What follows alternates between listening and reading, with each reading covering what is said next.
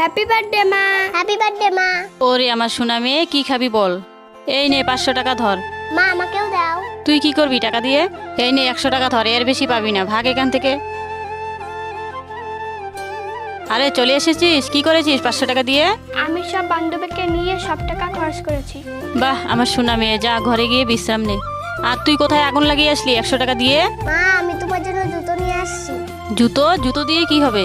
তুমি যে সেদিন রাস্তা দিয়ে যাচ্ছিলে। মা উহ, মা তুমি তো ঘরে মোবাইলটা দেখে আসলে। তুই কি মানুষ? তোর জন্যই তো আমার পায়ে তার কাটা বিঁধেছে। মা এতে আমার কোনো দোষ নেই, তুমি রাস্তা দেখে ভালো মতনে হাঁটুনি। এখন তুই আমাকে শিখাতে এসেছিস, ভাগ এখান থেকে।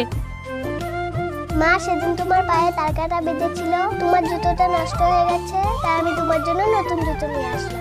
আমি তোকে খুব কষ্ট দিয়েছি সৎ মেয়ে বলে, তুই আমাকে ক্ষমা করে দে। মেয়েটি তার সৎ মায়ের সাথে কাজটি ভালো করলো না খারাপ করলো আপনারা কমেন্টে জানান।